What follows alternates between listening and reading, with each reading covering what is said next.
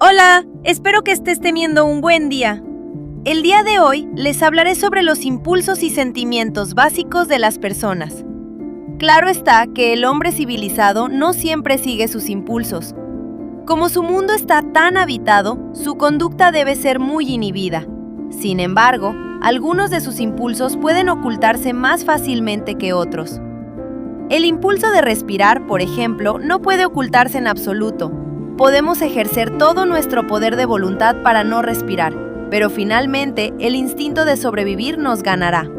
Hasta los expertos en yoga, que han desarrollado reglas muy elaboradas para controlar la respiración, no pueden dejar de respirar por completo. Y como hay bastante oxígeno disponible y el que una persona respire no molesta a otra, excepto en la noche si ronca, no hay ninguna razón para que intentemos dejar de respirar. El impulso de comer es más controlable que el de respirar. Aunque si queremos sobrevivir, no podemos quedarnos completamente sin alimento, tal como no podemos privarnos de respirar. Y el impulso del sexo es el más controlable de todos. Es tan controlable que cualquier individuo puede pasarse toda su vida sin ejercitarlo. Es al mismo tiempo tan compulsivo que, con o sin el estímulo de la sociedad, lo han ejercitado los individuos en número suficiente como para que haya podido conservarse la especie humana. Otros impulsos que, como el del sexo, pueden ser negados como expresión directa por el individuo, pero que son esenciales para la supervivencia de la especie, son el impulso de sentirse seguro y protegido, y el impulso de creer poder dominar al mundo. Ahora bien, aunque estos impulsos básicos del hombre no cambien de una época a otra, la manera como se expresan sí cambia enormemente de cultura en cultura, y dentro de la misma cultura, de tiempo en tiempo y de clase en clase. Por ejemplo, nuestra propia cultura greco-judío-cristiana considera que es malo matar a otro ser humano, pero los Thugs o Togi de la India insisten en que un joven debe matar a un hombre de otra tribu antes de ser admitido a los privilegios de los adultos. Y en nuestra propia cultura, en época de guerra, se considera tan bueno matar a un hombre de otro país que se concede el honor más alto del país a quien sobresale matando. No hace mucho que, también dentro de nuestra propia cultura, un caballero ofendido podía matar a otro en duelo, y aún así se le aplaudía. Aunque, si el insulto venía de un hombre de clase inferior, se consideraba más apropiado darle de latigazos. A los norteamericanos no les gusta pensar que en su cultura existen distintas clases, pero los sociólogos y los antropólogos están de acuerdo que esas subculturas existen, si bien no tan marcadas como en Europa, Asia o África. Junto a estos diferentes impulsos que compartimos hasta cierto grado con los animales superiores, hay uno que parece ser únicamente del hombre y aparece en todas las culturas de las que tenemos algún conocimiento, generalmente en conexión con algún sistema de creencia religiosa. Es el impulso de hacer lo que consideramos bueno y evitar lo que nos parece malo.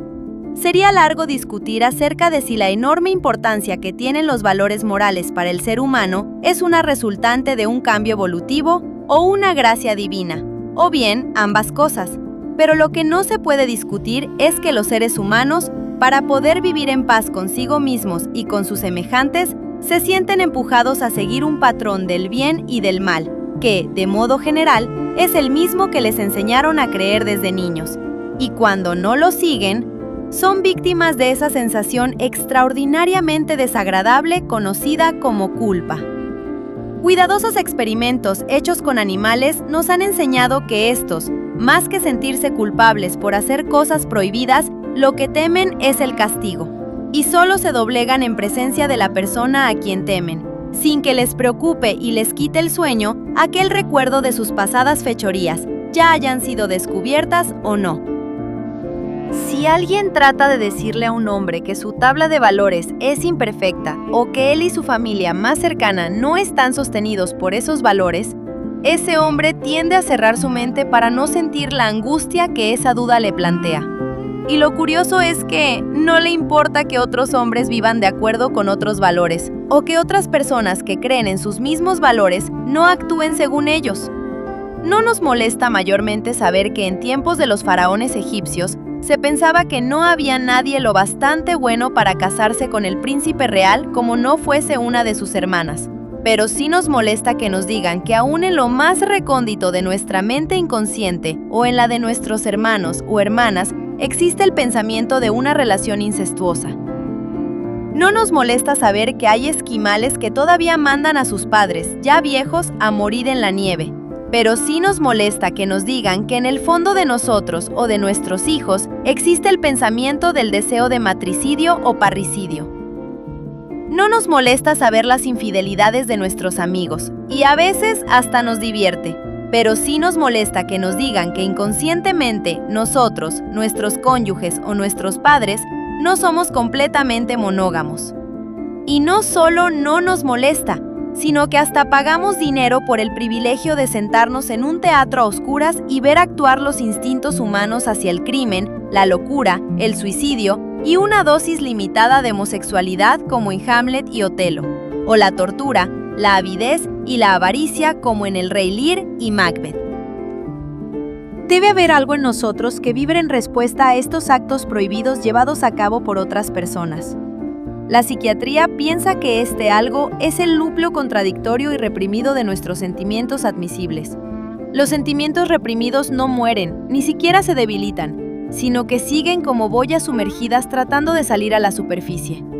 El doctor Eugenio Bleuler fue el primero que formuló la teoría de que todos los sentimientos fuertes tienen un núcleo contradictorio que generalmente está reprimido. Y, según lo ha sospechado durante mucho tiempo el hombre imperfecto, no existe ninguna emoción humana en un estado puro.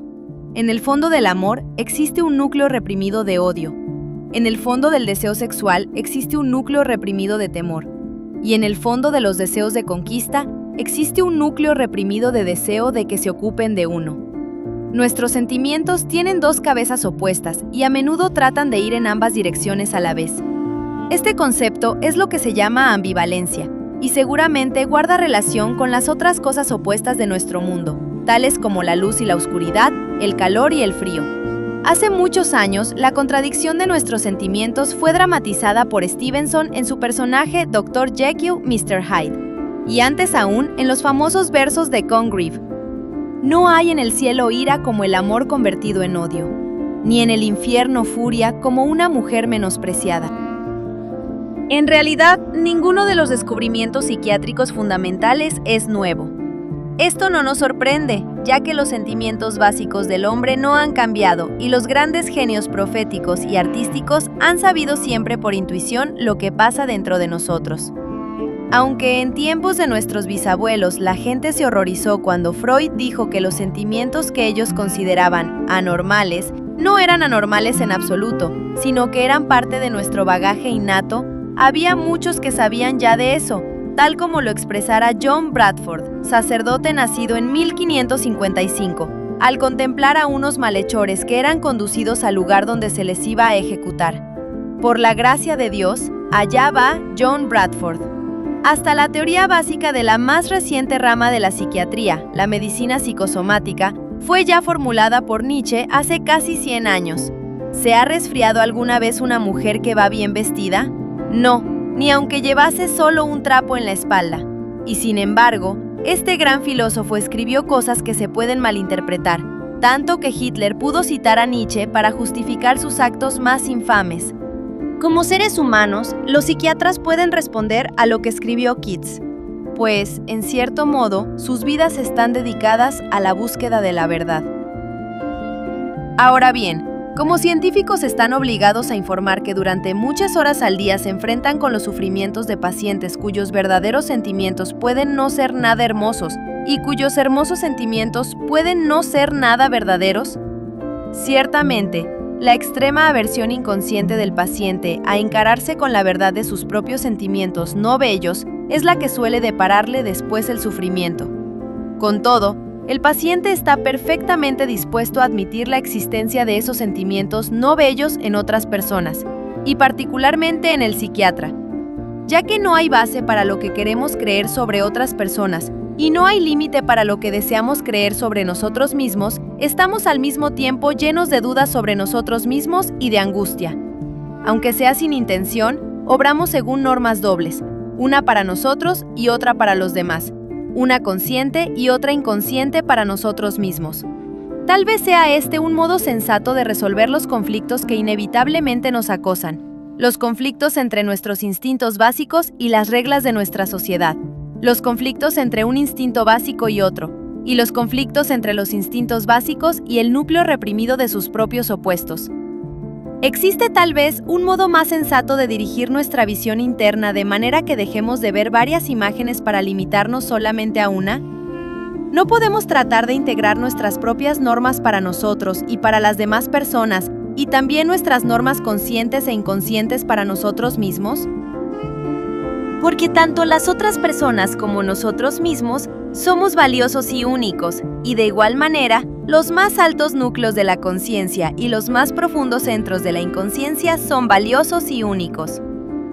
Nuestra tarea no es valorar más uno que otro, sino sincronizarlos de manera que saquemos lo mejor de los dos para que trabajen juntos. Pero, ¿cómo separar nuestras normas conscientes e inconscientes de modo que lo que pensamos y sentimos pueda unirse más estrechamente?